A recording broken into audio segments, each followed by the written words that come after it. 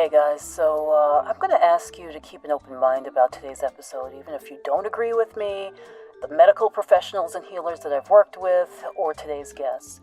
But if you're at all serious about achieving optimum health for you or your family, you'll stick around to the end and draw your own conclusion. Attorney and author Kevin Barry is our guest. Barry wrote Vaccine Whistleblower, Exposing Autism Research Fraud at the CDC. In today's episode, we'll discuss how vaccine studies are designed to hide undesirable outcomes, how vaccine laws violate First Amendment rights, and who is really responsible for outbreaks of diseases that we vaccinate for. That's coming up next on the Nutrition Heretic podcast. Hey, you! Do you like cock? We love it too. That's why we made the ultimate cock-eating book you can find around. 50 Ways to Eat Cock. Chicken recipes with balls. Just look at all the cock gobblers we made happy. You can be one of them too. Heck, once you get through this book, one cock will simply not be enough anymore. So what are you waiting for? Order your copy of 50 Ways to Eat Cock. Available now on Amazon. Fat is bad for you. I just pop a pill and I'm fine. Meat is murder. It's time for bad food punishment. It's time for real nourishment. It's time for the Nutrition Heretic. The following program is provided as information only and may not be construed as medical or health advice. It is not intended to diagnose, treat, or cure any disease. No action or inaction should be taken solely on the basis of the information provided here. Please consult with a licensed healthcare professional or doctor on any matter relating to your health and well-being.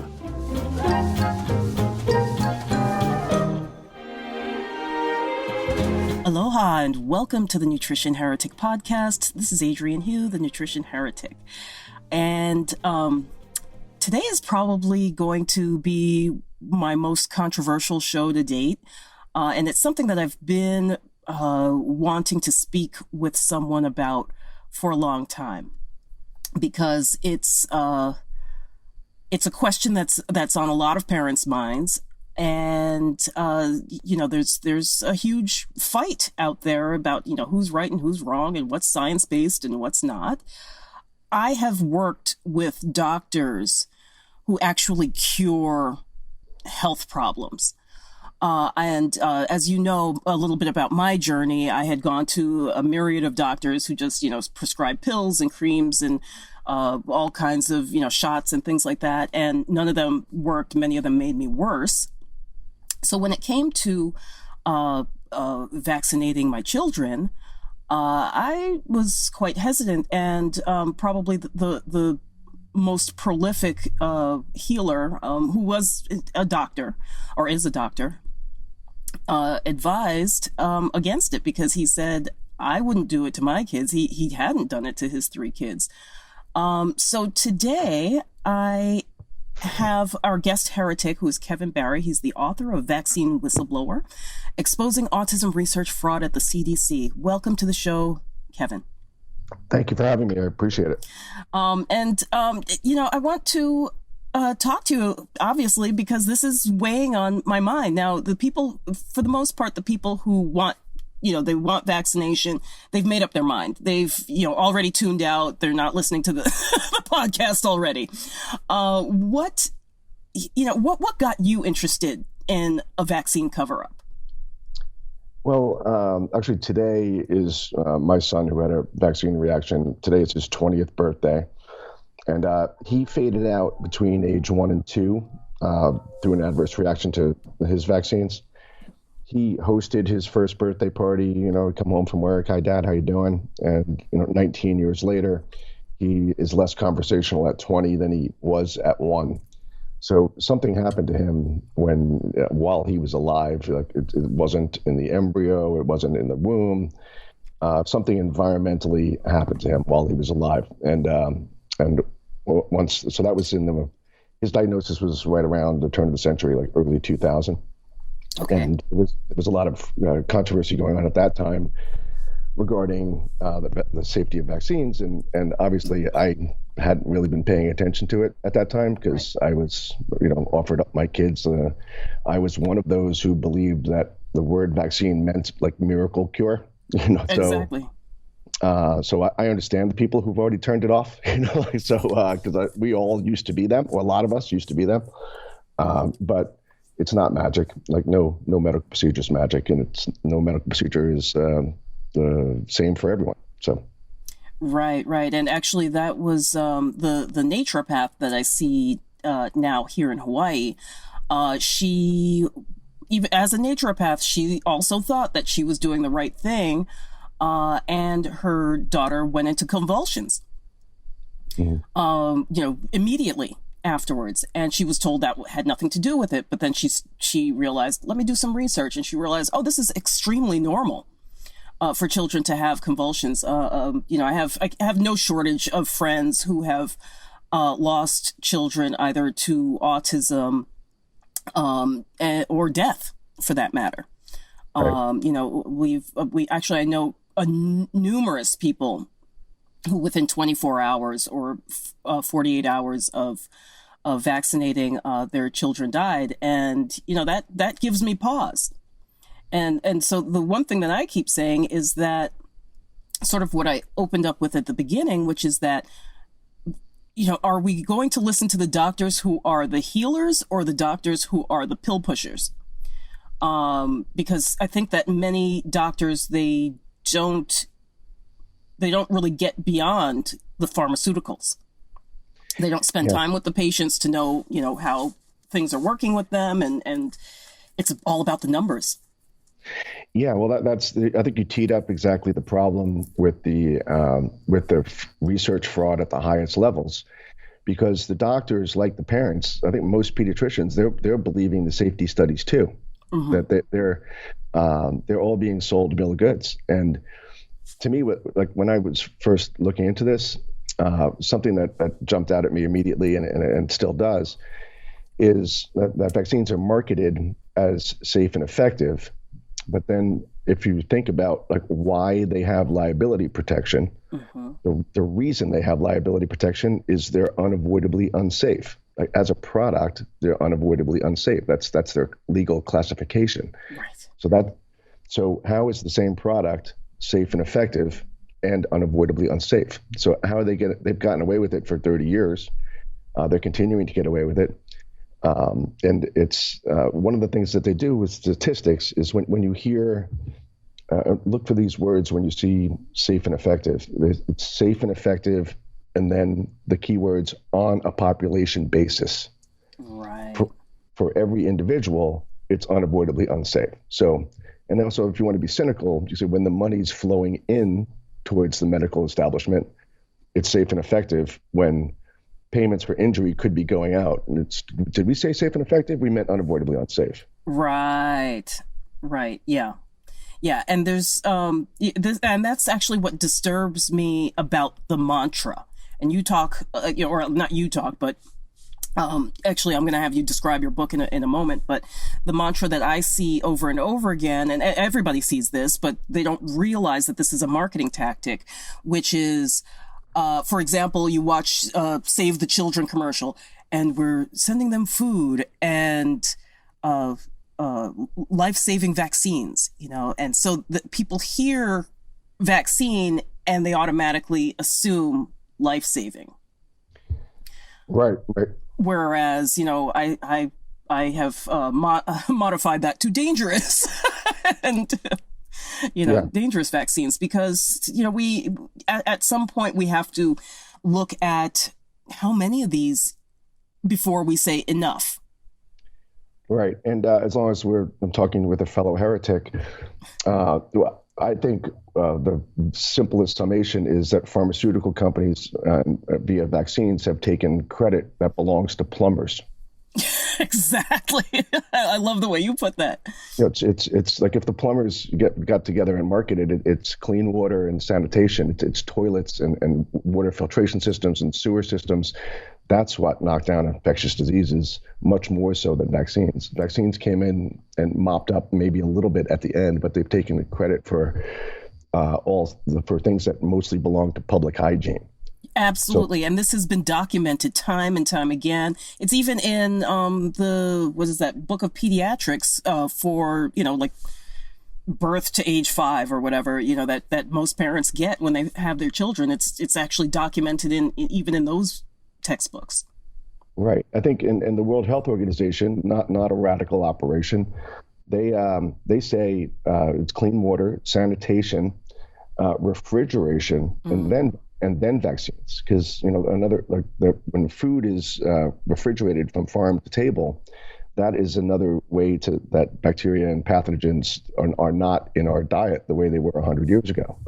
So there's all these things have led to improved human health and the decline of infectious disease in the developed world, more so than vaccines. But vaccines have taken the credit. Right, exactly. And it's been incredibly insidious because I'm seeing this, sometimes when I'm working at night, I'll turn on some just different teledramas and things like that. And you're seeing where they're starting to get their message in there too. I don't know if you watch any television, but I have noticed that the message is getting in about, oh, I wish we had a vaccine for this, that kind of thing. Right. So I would like you to describe your book because it's not just you talking and interpreting things. Explain how your book unfolds. Sure. The book it's a short book. It's a quick read, 2 hours max.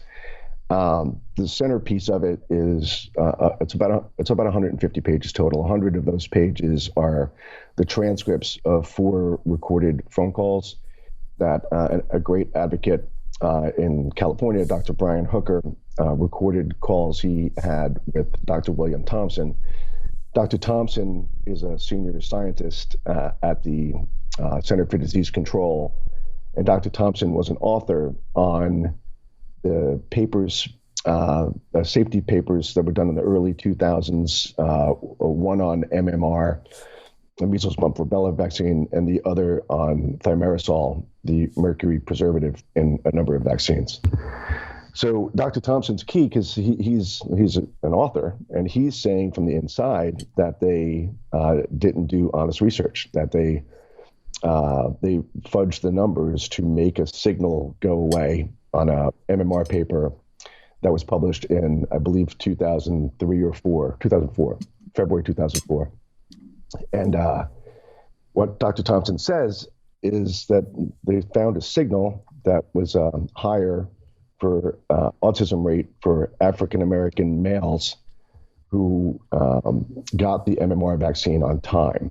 And what they did to fudge the numbers, they went back in and realized that if they made it a requirement for the race category, that all the people in the study had a Georgia birth certificate, that would lower the number of autism cases, and they could eliminate the signal. So why is that important? That's well, obviously it's important because it's research fraud, But again, back then, this is like 2003, 2004.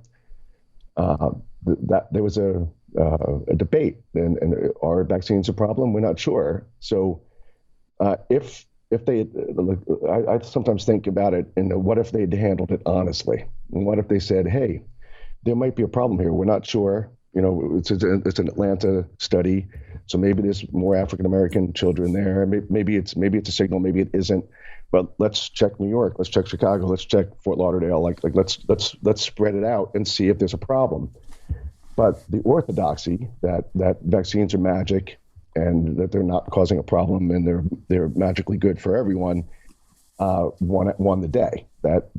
It's the number one public health priority is to have a high vaccination rate, so they won't tolerate anything that goes against that orthodoxy, which is not science. That's not science. Absolutely. And that's what blows my mind is all of my English major and philosophy major friends, I side with science. And I'm like, you have no background in science. The people who do are questioning. Yeah, for the most part. And it doesn't take long. Scratch the surface. Read the safety study itself, right? Right. Well, one of the best ones, an early one when I was getting involved in this, was a study at the University of Washington by a guy named Dr. Thomas Burbacher, and they were checking whether thimerosal, the mercury preservative, was they were giving it to chimps, and then they sacrificed the chimps, and they found that the thimerosal, the version that's in vaccines, was accumulating in the brains at a much higher rate than the mercury found in fish. But the headline of the study is because it was leaving the blood faster, but accumulating in brain. Right. The headline of the paper was of the news reports was thimerosal leaves the blood faster. Yeah.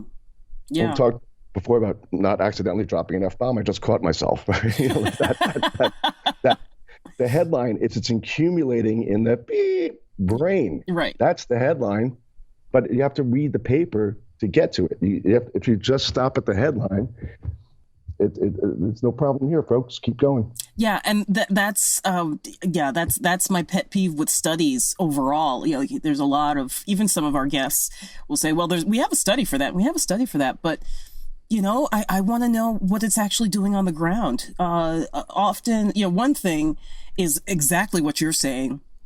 They completely downplay one side to like you said, nothing to see here, folks. Just keep moving. The other thing is that often they change so many parameters that you can't really chalk it up to just one thing. Like you only change one item at a time to really compare efficacy. Right. And also the safety studies, by definition, when a new vaccine is being approved, they have to test it to whatever testing they do, which is minimal and they don't do long follow-up times, but whatever testing they do, it's one at a time. They don't test it on new people in conjunction with the way it's given in a pediatrician's office. Exactly. It's not tested. The 2-month visit right now, you get 6 shots. You know, so if there's a problem, was it the first vaccine? Was it the second? Was it 3 with 4? Was it 6 with 1? You know, like it's hard to say what the problem is, if there is a problem, because it's so muddy. Yeah, exactly. And it's and like you say, there's long-term reactions, and there's also things that, you know, this is just going beyond autism. There's so many other things that can happen, from cancers and rashes, at which, you know, rash doesn't sound bad until you have that rash. You know, they can be incredibly debilitating. There's a lot of different things that people are just not aware of. You know, I know people they love their vaccines, but their kids can't eat like most common foods because their gut is so ripped up by the vaccines. Right. Well, and again, I want to be clear that I'm truly not anti-vaccine. I'm really not. If my neighbor wants to get all the vaccines, that's for their kids. That's fine. Right. I want the right to do the same thing in conjunction with my son's mom. You know, we believe the parents should decide, not politicians, not state houses, not nations. That's a mom and dad choice, what goes under the skin of your child. Absolutely. I completely agree that, and to discourage someone from researching, and that's an issue too. And I think that most people who are termed anti-vaxxers fall into that category. It's like, you know what? I wouldn't do it to my kid, but if you want to, have at it. You know, like that's your choice. You know, I wish you the best. Right. And that's one thing I want to. We start the book with a passage from the Universal Declaration on Bioethics and Human Rights. Mm-hmm. Here's that section on consent, right? And this is from 2005, unanimously adopted by 193 countries, including the United States. This is the section on consent. 1, any preventative, vaccines are preventative, any preventative, diagnostic, and therapeutic medical intervention is only to be carried out with the prior free and informed consent of the person concerned based on adequate information. The consent should, where appropriate, be express and may be withdrawn by the person concerned at any time and for any reason without disadvantage or prejudice. Right. That's clear as day. Yeah. It's clear as day. And being held out of public school is a disadvantage and a prejudice. Exactly. It's not even a question. And then further up, even like that's Article 6 of the Universal Declaration of Bioethics and Human Rights. Here's Article 3. The interests and welfare of the individual should have priority over the sole interest of science or society. Wow. Wow. Clear as day. Yeah. Right? And so instead people are being vilified. Yeah. And it almost feels like we're not that far from a hate march, because I see people say like, oh, I hope that your kid gets some, rubella or whatever because you didn't vaccinate them. And it's like, who in their right mind wishes that on someone else's child? Yeah, I think that's I agree with that. I do think that there's a lot of bots that are the people who are like pushing the anti-vaxxer. That's like that's one of the few things in our PC society. That's one of the few things you're allowed to spit out at people like they're a moron or whatever, exactly. right? Exactly. But at some point, I do think the people who have this position should view themselves as a minority group. Mm-hmm.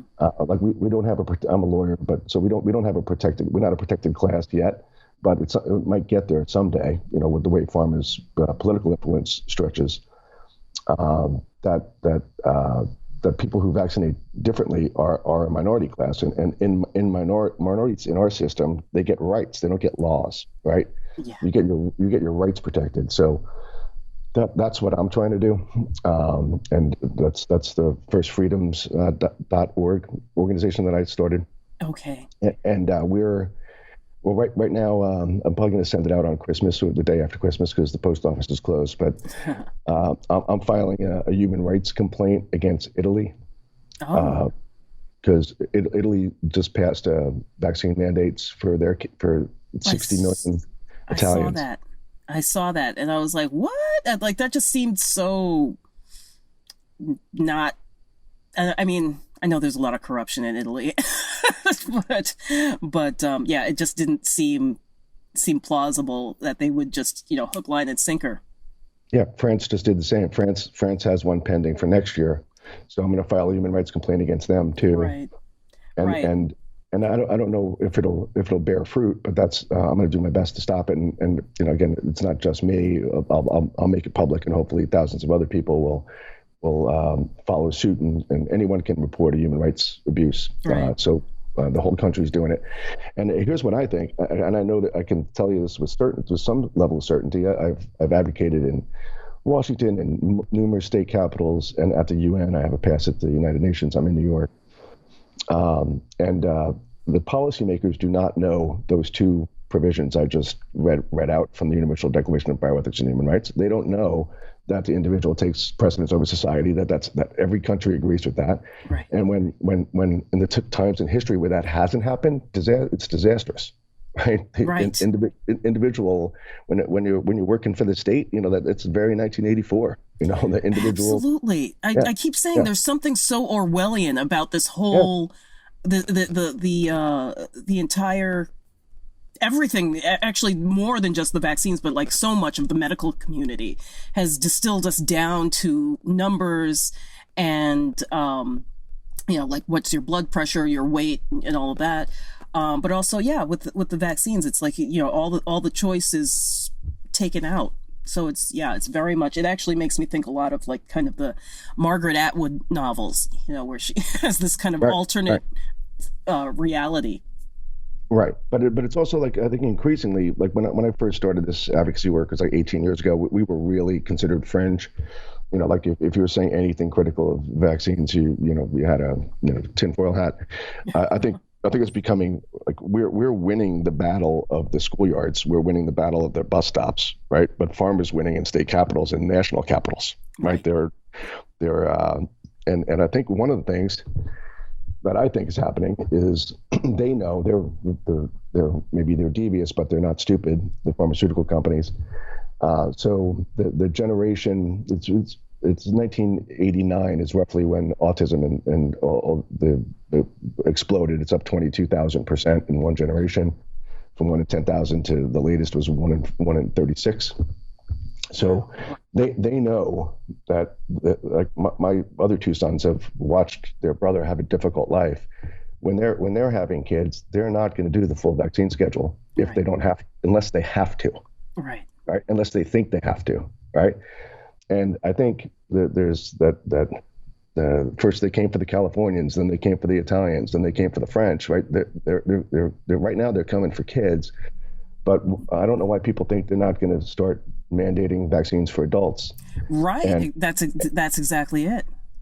Yeah, because it's because the other thing that's really foolish is the idea that if you force vaccinations or coerce people into vaccinating in the schoolyard, but then if the lunch lady doesn't have the 90 vaccines or whatever the kids are supposed to have, then they're not in this magical bubble of immune perfection that pharma is preaching. So now you have to do the lunch lady, and then if the bus driver doesn't have it, you need the bus driver, and then if the people in the park and in the supermarket and at the baseball game aren't all fully vaccinated, then you're not getting the pretend immune bubble that pharma is trying to push. So and I think, because again, there's not that much that people need from society. Public school is one of them. Right.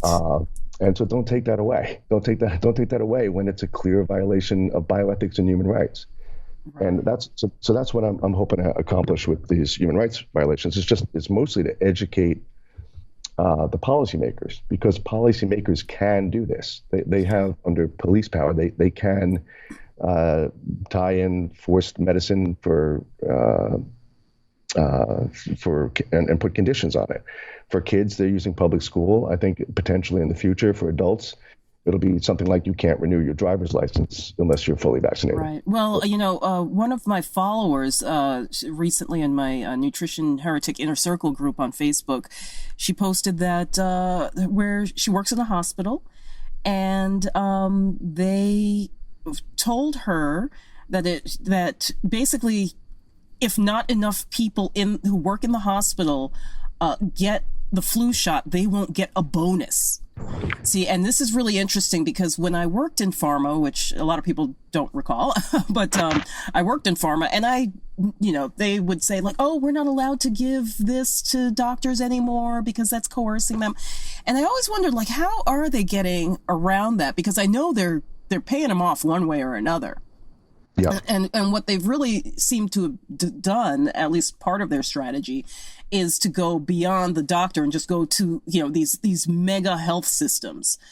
And so basically their hospital was not getting a kickback or a bonus, which theoretically would trickle down to all of the workers, because not enough workers, like you said, we're winning, not enough workers are sold, particularly on the flu shot. Right. And the flu shot is also the silliest one. Even the pro pharma safety studies and efficacy studies say it's 10% effective. So I don't. But it's 90% effective at giving you the flu. I just don't understand why anybody would do that, right? But if they choose to, fine, right? Just don't make it a condition of anything. And it's a tricky one. It's a tricky one with the hospitals, because and from a rights perspective, you don't necessarily have a right to have a specific job in a hospital. But where it bumps into legal problems in the past is if there's a religious objection by a staff member at a hospital to a flu shot or any shot, then there's an equal opportunity employment claim if they're having adverse work situation because of their religious belief. Mm-hmm. But that's a time-consuming thing. That if someone gets fired from their job as a nurse for that, and they bring an EEOC complaint, they're going to have to support themselves for 2 or 3 years while the process plays out, and then maybe they'll get their job back and they'll get their back pay. But what, you're eating crackers for 2 years? Right. Yeah, that's it's ludicrous, the whole way that this plays out. Now, I'm going to back up. Actually, I have two things I want to ask you about. First of all, with France and Italy, how many vaccines are they mandating, and what is the typical number here in the U.S. as of, your last I'd have to assessment? let me. I have it here. Give me 1 second. I'll take a Sure. look. Well, here, let me just do one other thing before I do that. That ties it to Thompson. They only looked at one vaccine of 25 vaccines, right? There's 25. There's 25 different vaccines, but there's some that have 3 or 4. So it depends how you count. Right. And there was listing 38 different vaccine ingredients, which is a small number. It's really like 200. But the only ones that the CDC ever looked at are thimerosal and MMR. And they found a problem with MMR, which they hid. And Dr. Thompson says that he would never give a thimerosal-containing flu shot to his wife if she was pregnant. I do remember seeing that.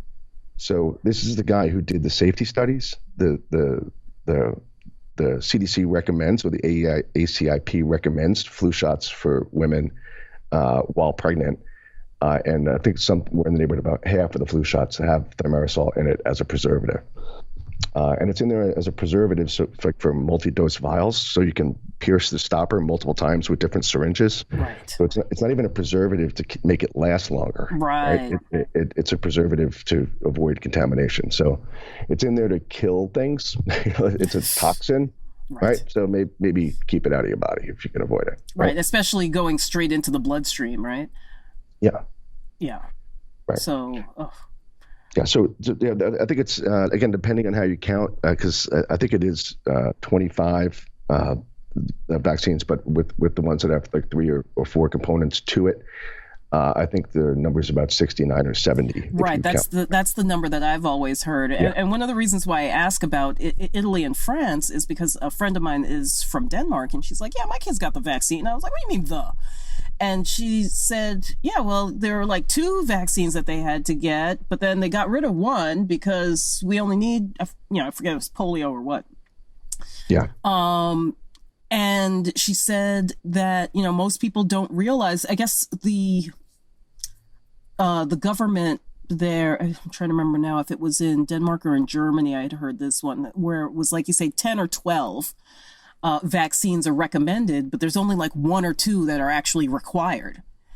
Juxtapose that to the US, where I get told, because I like to eat fresh food, that I can't expect to live forever, but yet they want to jab my family with 69 vaccines. Right. You see what I'm saying? I do, and like the point you just made, like there was one very good picture. It's 4 generations of families, a grandmother, it was great grandmother, grandmother, mother, child, and of what fully vaccinated meant. Fully vaccinated for great grandma meant 2, for grandma meant 5, for mom meant 8, and for a kid means 69. Right. So it's. When someone, I'm 53, when someone my age or older says they're fully vaccinated, I'm like, can you please compare that to what happens now? Just what happens now in the first 6 months? It's literally in the first year, there's 24. There's That's 24 different injections, right? Yeah. And you know what 1-year-olds do a lot? Cry. Yeah. And you know what 1-year-olds are also? Terrible witnesses. Terrible. Right. Like a 2-year-old could tell you if their brain's swelling, if they have a headache, if something feels wrong. Right. A 2-year-old can tell you. A 2-month-old can't. A 4-month-old, 6-month-old, they can't. So again, if people are looking for advice, I'd say do your own research. If you choose to do it, do one at a time. Don't mix them up. And it's one of those things that I think pediatricians or the system isn't giving parents enough credit. That like, oh, we got to get 6 in one visit because they won't come back. Yes, they will. Yeah. Yes, they will. Like parents aren't trying to hurt their kids. Right. Yeah. Yeah. And yeah. It's you. My brain is like all twisted right now just thinking about it, because we're really between a rock and a hard place. Because for example, in California, you're talking about spacing out, which I'm all for. Or the compounding pharmacies can give you individual mumps, measles, and rubella, but they're saying no, and that's the scary part for me. It's like, why are you not engaging? Why is the government not engaging in a conversation? Instead, their focus is on discrediting and debunking and, all of these kind of things. That's like the stuff reserved for magicians and charlatans. Right. I don't really understand why. Basically, if I wanted to sell you crack, is that even a thing anymore? I would make it look good, and I'd hold your hand and I'd show you that crack was good. But they're not even doing that. They're really just trying to shove it down our throats in the way that they want it. And what I wonder is, what is the benefit to them? Or, is it what you're saying, that they're just all so close together that you can't tell what happened, what caused it? But why are they discouraging parents from taking a slower schedule? Space it out over the first 18 years. Yeah. At 69, geez, even at 25, that's still a lot to give to a little infant. Yeah. The very patient, pardon me, but just the very patient population that initially, when vaccines were invented, we were told, don't give it to children, the elderly, and the infirm. And now those are the first people who get them.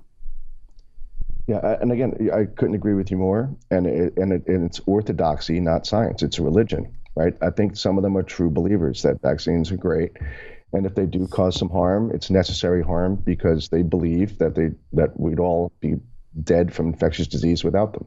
That's a worldview. It's not accurate, but that's a worldview. And in the developing world, to me, the idea that the Gates Foundation and Save the Children, that they're sending vaccines to people who are malnourished.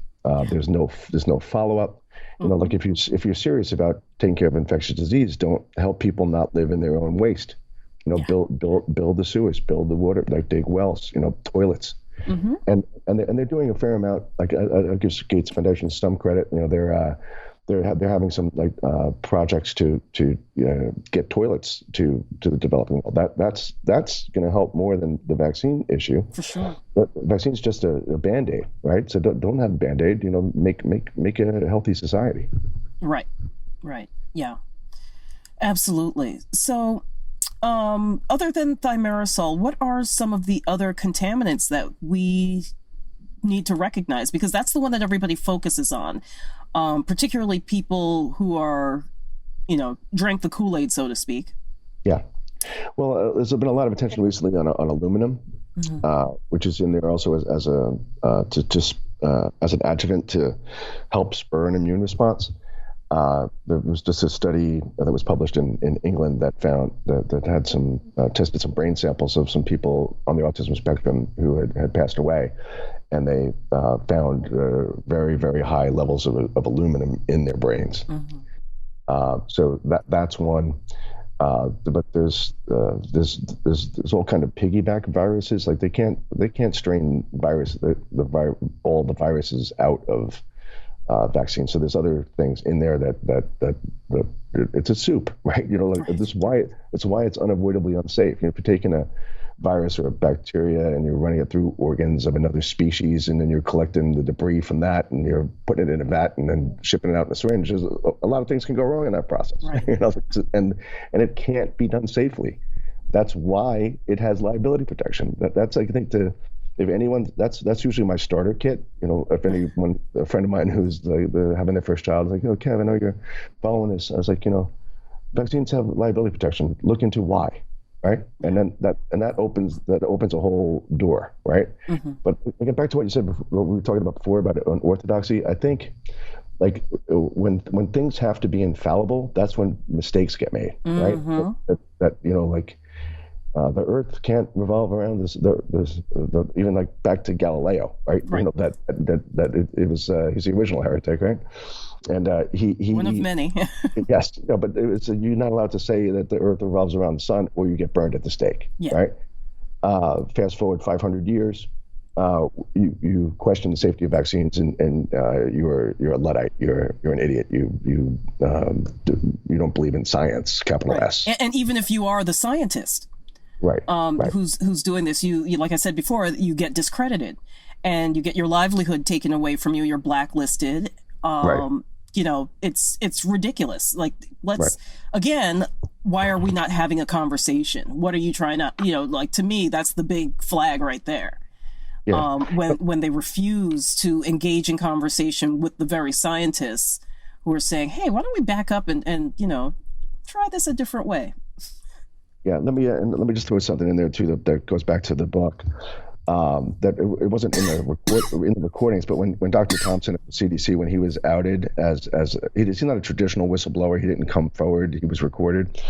But once it became public that it was him, he sent two, I think, extraordinary texts to Dr. Andrew Wakefield. One was to his wife, and the second was directly to Dr. Wakefield. Here's the text on August 20th, 2014, that CDC's Dr. Thompson sent to Karma Wakefield, Andy's wife. I do believe your husband's career was unjustly damaged, and this study would have supported his scientific opinion. Hopefully, I can help repair it. So he's saying that the study where they changed the data would have supported Wakefield's opinion that there could be a problem. Yeah. Right? So Thompson has no way of knowing in 2004 when he looks the other way and goes along with the CDC fudging the numbers. He doesn't know that 10 years later, Wakefield's career is going to be ruined. He's going to have to leave England. His medical license has been stripped. He now lives in Texas. Like, Thompson didn't know that was going to happen in 2004, but he does in 2014. And he has a conscience and was man enough to admit it, right? Yeah. So here's a week later, August 27th, a text exchange from Wakefield and Thompson. Wakefield asks, "Is his attorney whistleblower statement? Is it real?" Right? Dr. Thompson, yes. Dr. Wakefield, thank you. That was the right and honorable thing to do. Dr. Thompson, I agree. I apologize again for the price you paid for my dishonesty. Dr. Wakefield, I forgive you completely and without any bitterness. Dr. Thompson, I know you mean it, and I'm grateful to know you more personally. So Thompson is admitting that he's part of the problem, you know, and he says that on the recording, you know, and he's saying in 2014 that what CDC did set the research back 10 years behind. Exactly. So it's 3 years on now, right? It's 13 years. It's been set back, right? So that's what you're saying about having the conversation. If the safety research all the way at the beginning, if that's skewed by there has to be only one result, that vaccines are great, right? And there's never going to be a problem. We're never going to admit there's a problem. And no more research gets done, right? They said it's everything we've ever need to know about the safety of vaccines is asked and answered. It's done. Close the door. No more safety studies. That's not science. That's politics. Absolutely. And I've known a number of people who've worked for not only CDC, but NIH and FDA, and they all say that they were asked to omit data that did not support the desired outcome. Right. And also so it's not unusual, you know, and that's what I think people need to realize, is that this is not, it's not just a fluke. Right. And also the idea that I know you worked in pharmaceutical companies and they work for shareholders, and I'm a capitalist, you know, but it's clear that the idea that pharma, which is constantly paying fines for marketing to the wrong way, or Vioxx was killing people and they hid the data, you know, that the idea that the vaccine wing of the pharmaceutical company is filled with angels is absurd, right? Like exactly. Every other floor of the corporate office is just, how can we make another $5 out of this? But not the vaccine floor. That's the angels. That's what the angels are.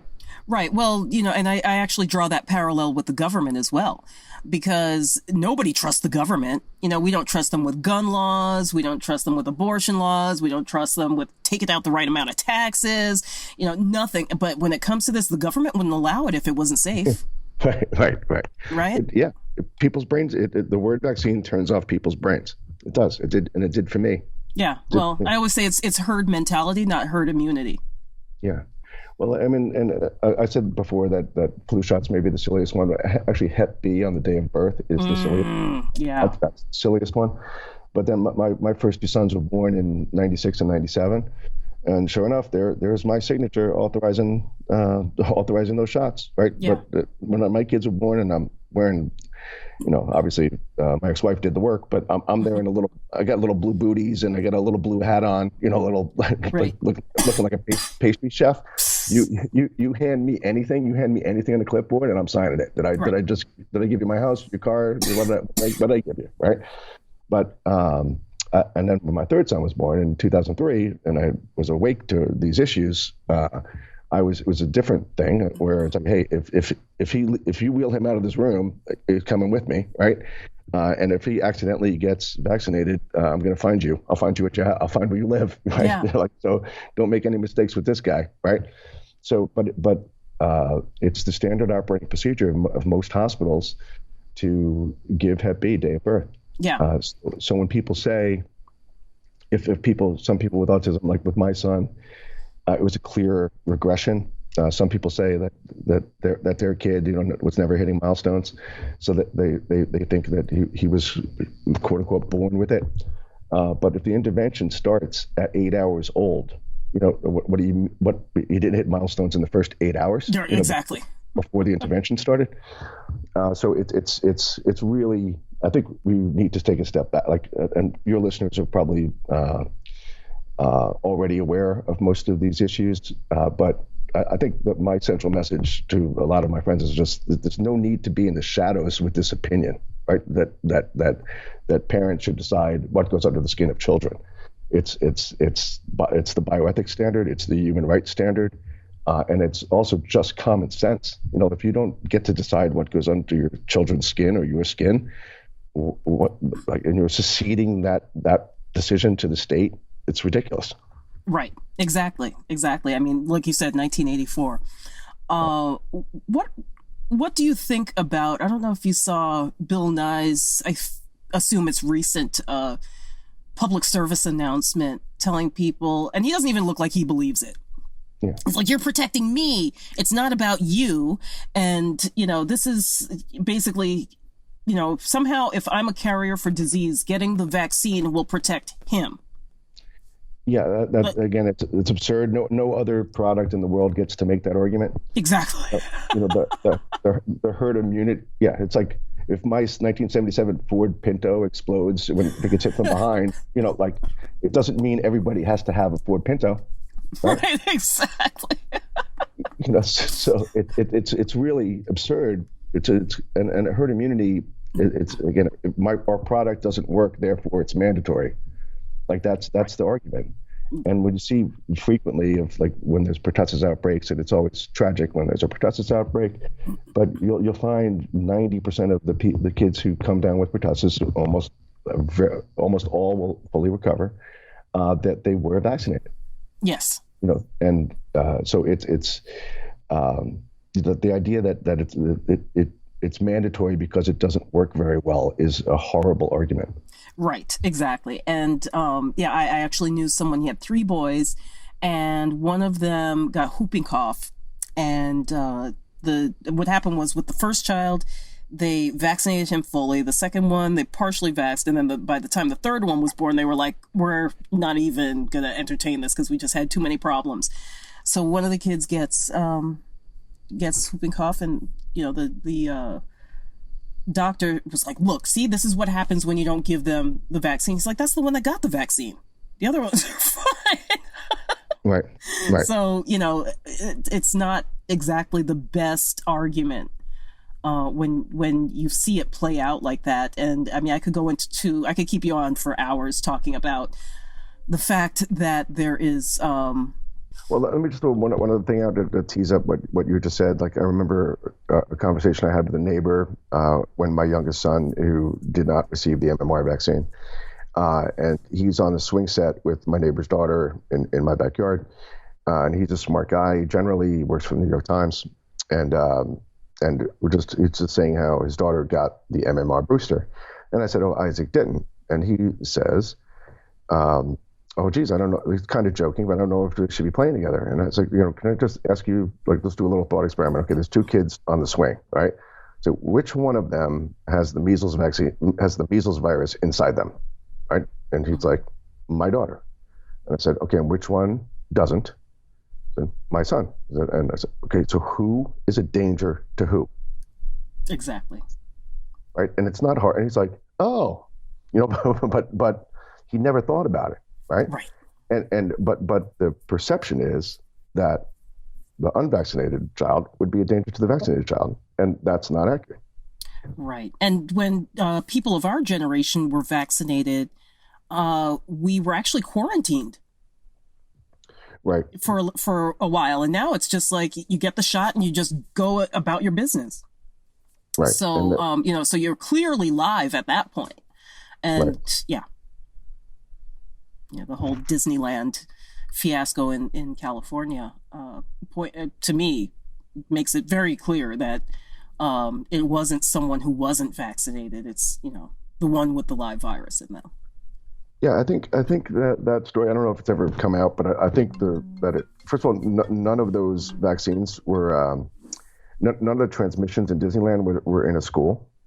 Mm-hmm. And no one who got it, it was like 137 people who all recovered. And I think it came from one person who had been, like patient zero, I think was someone who had been on a mission in the Philippines. Mm-hmm. So there's always going to be the possibility of that. Right. And Dr. Bob Sears, I think, who's a great doctor, very brave. He's in California. I saw him speak one time, and he was saying that the catching natural measles, like the odds of that are as close to zero as they can be without actually being zero. That it's not zero. It's not impossible that would happen, right? But it's so close to zero. It's like not measurable. Right. Yeah. Yeah. So tell us, how do you hope that your book will impact readers? I think it's mainly like we tried to make it like a policy brief for legislators, like state and federal, Gotcha. and just explaining. We probably could use an update, because it came out right as SB 277 was happening, and like SB 277 and that they're taking. You're almost the farmers on the offensive, that they're getting mandates. California, when they passed that, is I think 39 million Californians. One in 8 Americans is a Californian. Wow. So they took down 39 million people there. They're taking down 60 million in Italy and 65 million in France. Mm. So it's big chunks. It's big chunks of people whose kids. Or if it's not forced vaccinated, it's certainly coercion. It's coerced vaccinated. So if the parents are on the fence, it's like, and then do I want to send my kid to public school, or am I going to quit my job and homeschool? Right? Like homeschooling is not an option for a lot of people. Yeah.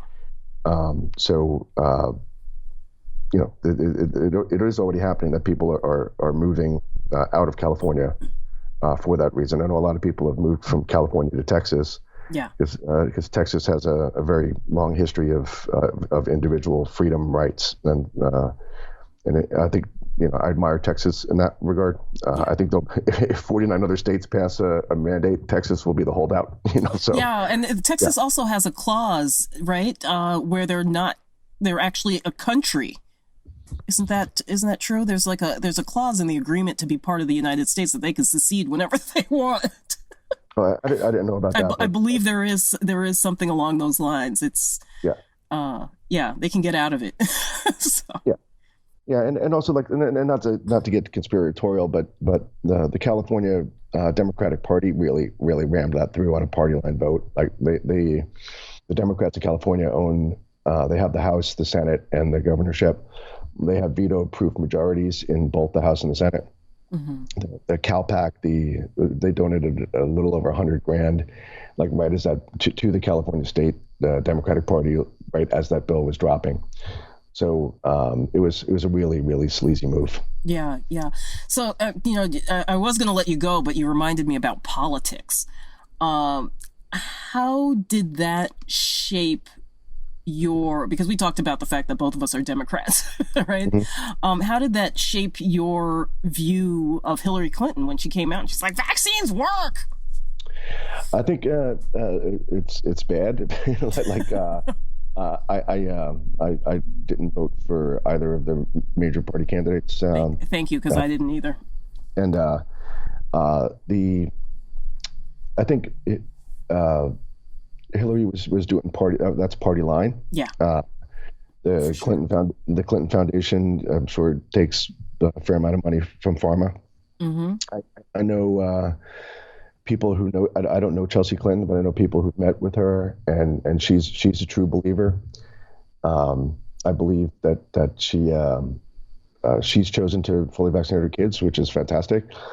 And I made a chart. I went to both as an advocate. I went to both the Republican National Convention and the Democratic National Convention last year. And I made a chart. Like, it was pretty. The birth years were interesting because Donald and Hillary were born in 46, 47. Ivanka and Chelsea were born in 1980, 1981, and they both have newborn sons in 2016. So just charting that up, and I tried to get any media to pick that up, and there were hundreds of. In the afternoon at a convention, there's literally 100 film crews, like local news from everywhere is there. So I was just walking around the hall and passing that out, and I couldn't get one news crew to talk to me about it. They all wanted to keep the information. They kept saying, "Oh, this is good. Oh, my sister's pregnant. Can I keep this?" I'm like, "Yeah, how about we talk to your sister through the magic of satellites? Let's talk about it." Right? And they're like, "Oh, my news editor would never go for it." And so it's to the point of self-censorship at this point, right? That pharma is the number one customer of television advertising and print advertising. Mm-hmm. So they're very reluctant to anger their biggest customer. Yeah. Don't bite the hand that feeds you, right? Right. So and I think that's an enormous problem. And I don't know what the way around that is. I think parents are finding out, the old-fashioned way, and the social media has been helpful in that regard. Yeah. But I think a lot of advocates mistake their Facebook page, for reality, and when you go in and talk to a senator, they don't hold the same view, and they're very reluctant. They believe politically that it's not a viable position to be. They don't want to be labeled anti-vaccine. Right. So we've got to give them something to be pro. So how about be pro bioethics, pro human rights, pro religious freedom? Right. I was just about to ask you, where do we go from here? And I think that's where we have to go. We have to, like you said, you're better off being for versus against. Like, one of the reasons Hillary didn't win is because not enough people were willing to vote for her in an anti-Trump demonstration of, exercise.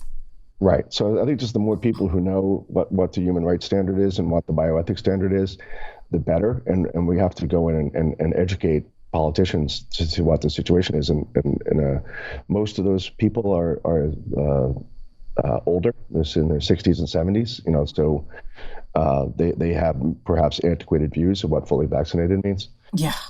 So Donald Trump is unusual in that he's a 70, I think it's 70 or 71, but he has an 11-year-old son. So like he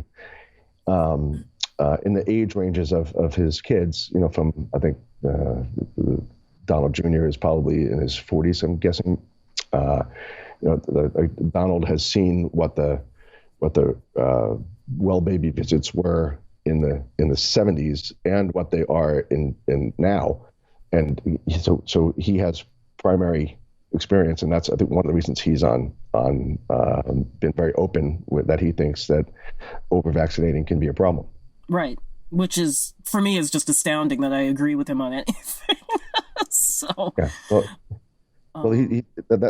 that's a common sense position if you look at it. Right? No, absolutely. Yeah. It's like the only thing that I can think of that he said that seems like common sense.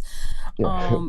It's not to get too political, but seriously, what can average people do? Like what steps can we take to get the word out, to get the conversation going?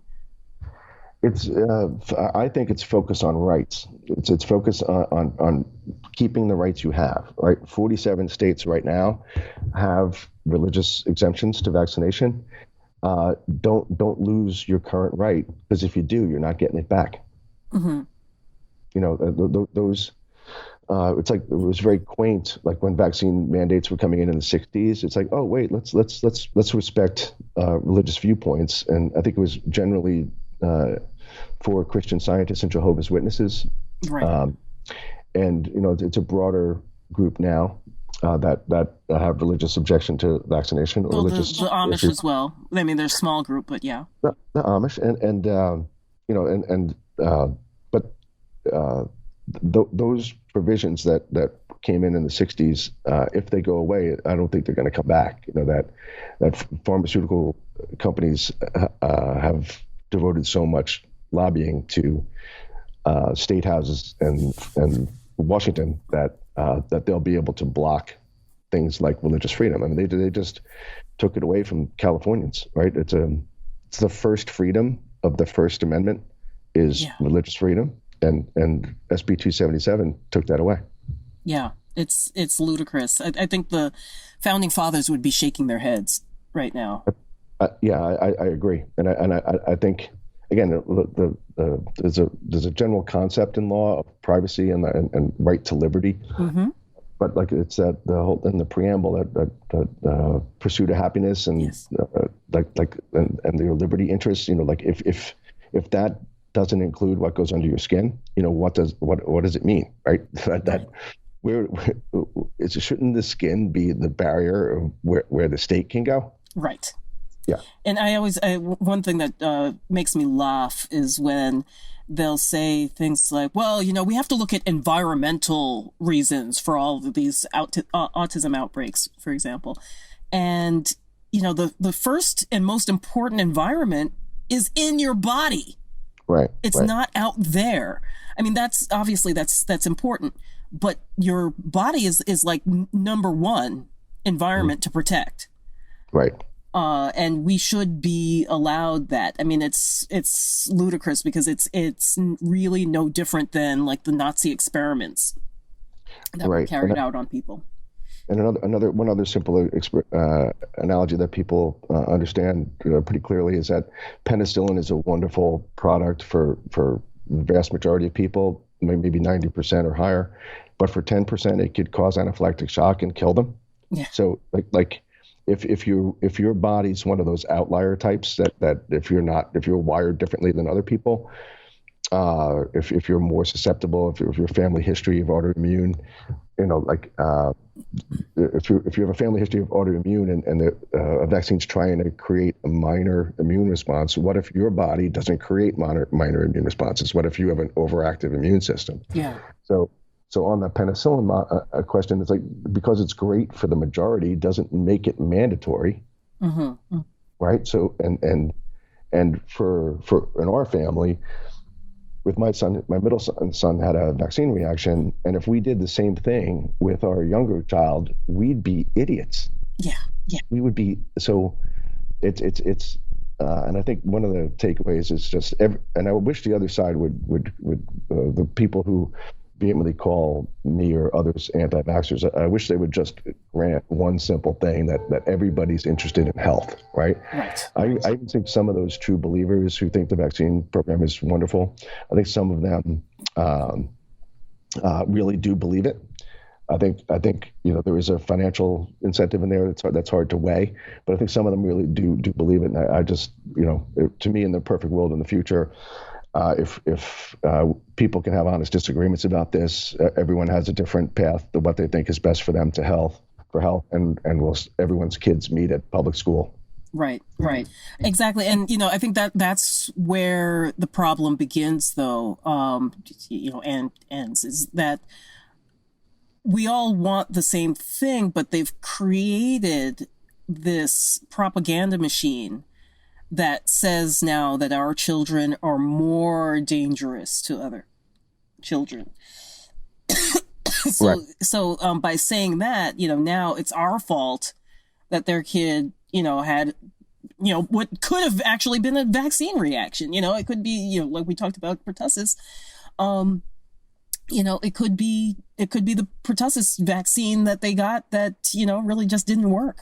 You know, that you're going to blame my kid now. So it's, yes, it's just insane. It's really, really should give more of us pause. And I think if more people understood what you alluded to as well, which is, you know, if we already had one reaction and the government's forcing us to get our kids vaxxed further, that's a huge problem.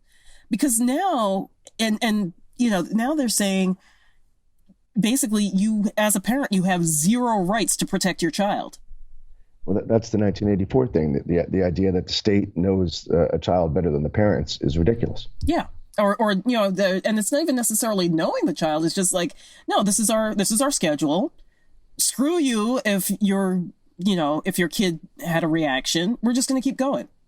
Yeah, I mean, knowing what's best for your child, knowing that whatever the protocol is the protocol. It can't deviate. It doesn't get adjusted for individuals. Yes, exactly. Exactly. So, well, thank you so much for speaking with us and for writing the book. And your website is firstfreedoms.org. That's firstfreedoms.org. And what can people find there? Well, I'll put the human rights complaint there when it's done. I'm just putting the finishing touches on it now. Fabulous. And I wanted to date at Christmas. And I think next year is the year that we can really make some progress and educating people on what the rights issue are. And I think it frustrates me, my colleagues spending too much time on the danger aspect. Because to me, like on that consent issue, it's here's the information. What do you want to do? What are you going to do with it? Right? And there's always going to be the mainstream stack of information will be 100 miles high, and the alternative stack will be 10 miles high. But the standard is that doesn't matter, right? Yeah. If you believe the smaller stack of studies, you have a right to do that, right? Because I don't think there's ever going to be consensus on the issue. So I think I hope it gets to an agree to disagree place, and I'll see you at school. Right. Well, let's pray and hope that common sense can prevail, and that individual liberties will exist in the future. Right. And keep your religious exemption. If you live in a state that has one, keep it. Well, we've got Mormons here, so so I think that is actually what helped the Mormon Jehovah Witness groups here. I think that is part of what so far has helped Hawaii remain independent of the choice that California took. Good. Keep it that way. I'll do my best. Thank you so much. Thank you so much for your work. I appreciate it. Thanks for having me on. Alrighty, great. Bye-bye. The Nutrition Heretic Podcast is a production of Savor the Journey, LLC. Our audio editor is Nicola Popovich. Our podcast manager is Crystal McLean. And our operations manager is Michelle Med. I'm your host, Adrian Hugh, the Nutrition Heretic. You can find us at the new and improved nutritionheretic.com, where you can download the Nutrition Heretic's free shit list of 7 health foods to avoid like the plague. You can also listen to previous episodes at nutritionheretic.com/podcast. Be sure to like us on social media for updates. Our Facebook page is facebook.com/nutritionheretic and on Twitter @NutriHeretic. Contact us with show ideas, questions, or if you want to be a guest. And don't forget to rate our podcast on iTunes and Stitcher.